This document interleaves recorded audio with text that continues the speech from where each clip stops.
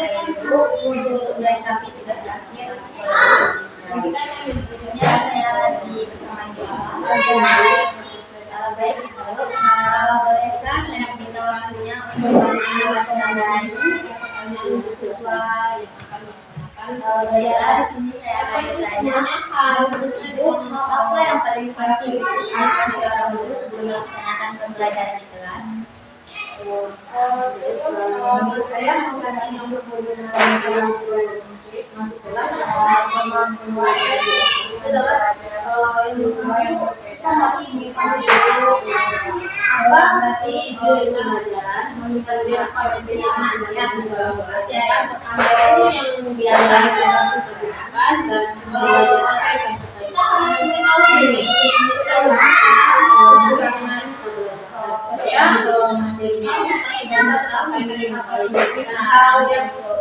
tujuan materi mengetahui lagi potensi apa yang ada menurut saya. Terus kita harus menyiapkan menurut jauh juga itu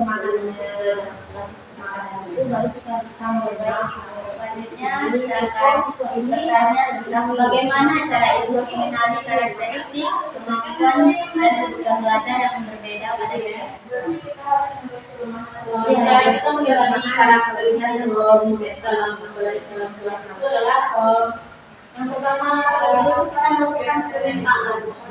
Itu merupakan pemetaan siswa A dan siswa B itu dalam asesmen awal. Dalam asesmen awal kita akan waktu wawancara itu kita bisa lihat contohnya dia latar belakang murid atau hobinya, bagaimana gaya belajarnya, kesukaannya, dan bagaimana apa yang dia fokus pada kita bisa menggunakan dengan masyarakat yang sama atau yang berbeda. Nanti kita bisa belajar sesuai dengan contohnya karakteristik mereka. Terus mengikuti pelajaran apa yang biasanya dilakukan untuk menciptakan suasana belajar yang nyaman dan meningkatkan motivasi belajar siswa. Terus Ibu untuk melaksanakan pembelajaran yang nyaman, saudara, itu kita harus berkomunikasi dengan mereka. Karena dengan berkomunikasi dengan mereka, kita bisa mengetahui bagaimana sih dia kita belajar, gitu kan? Jadi kalau kita sudah berkomunikasi dengan baik, masuk ke dalam hati mereka akan senang dengan kita. Dengan mereka senang dengan kita, mereka akan semangat dan berkonsentrasi dalam belajarnya. Dan kemudian yang kedua, kita sudah menggunakan metode pembelajaran yang sesuai dengan pembelajaran. Selanjutnya itu besok lagi juga yang terus kita ambil ya, sesuaikan gaya belajar dengan kita harus berikan reward untuk saksikan juga sesuai dan asesmen tidak harus berlama-lama. Jadi kita kan wah bagus dan kita tidak boleh juga mematahkan pendapat mereka. Jika mereka ada pendapat, kita harus menerima pendapatnya dan diberikan inisiasi itu, baru nanti kita teruskan. Jadi mereka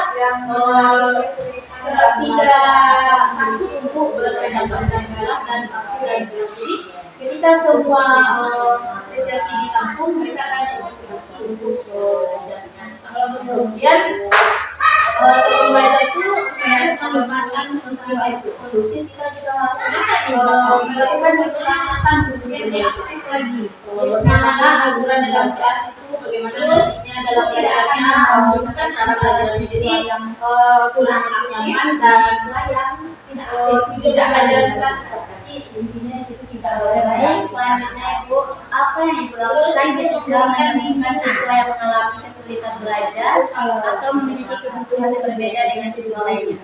Kami salah satu ke depan.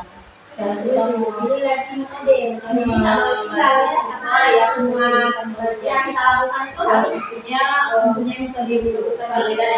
Pengennya metodenya ceramah, enak tadi.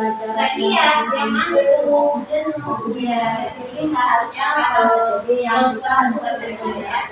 Kalau untuk kelas 1 kan anak apresiasi beda kan, ada yang kami sudah pandai baca, ada yang baru tahu dulu, ada yang nomor 3. Jadi di dalam kelas itu ada saya dan adiknya, satu yang berbeda antara mereka. Anak yang mungkin kalau untuk menulisnya jadi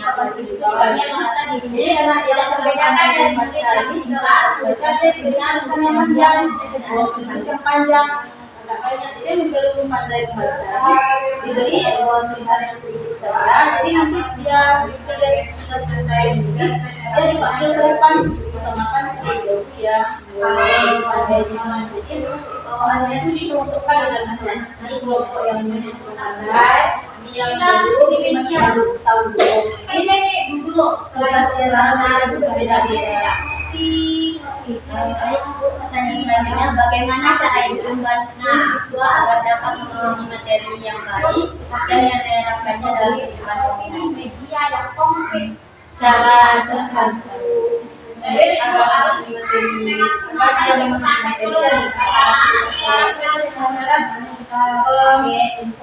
yang pertama itu ketika melaksanakan pembelajaran sih menggunakan media yang nyata, media yang ada di lingkungan sehari-hari mereka. Contohnya, misalnya ini materinya tumbuhan atau keinginan.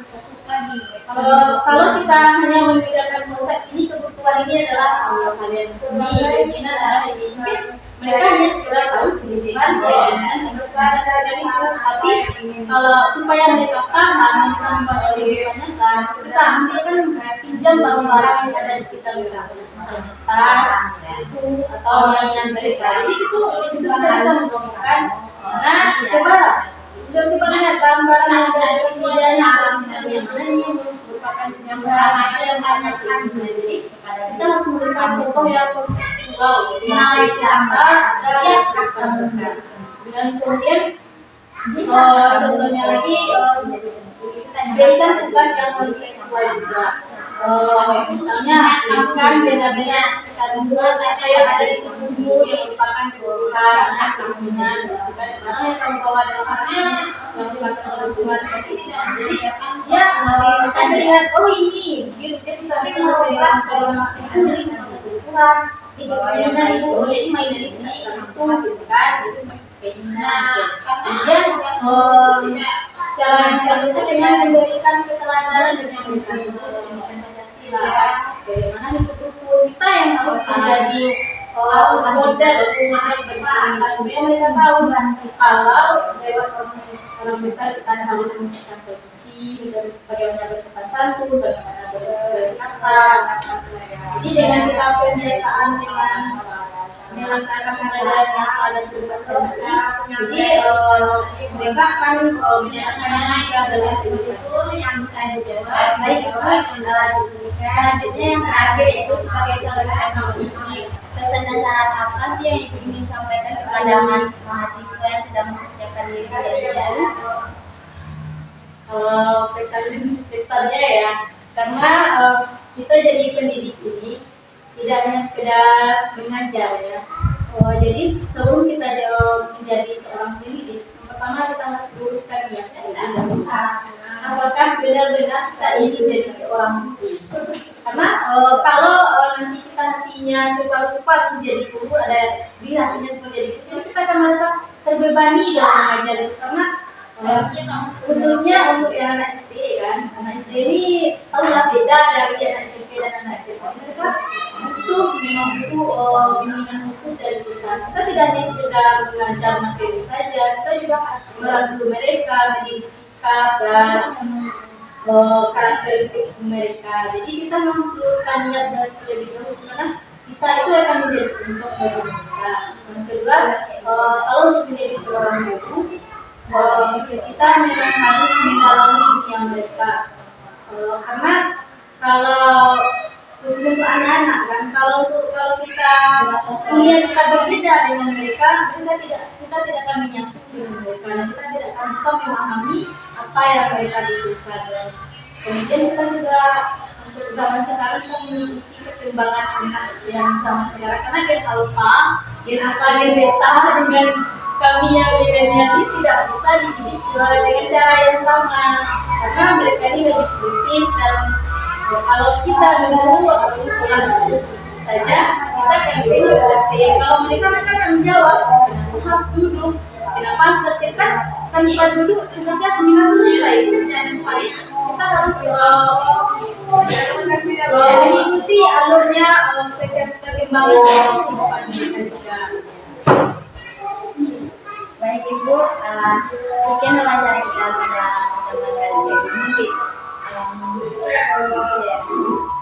Dan terima kasih telah meluangkan waktu Ibu. Saya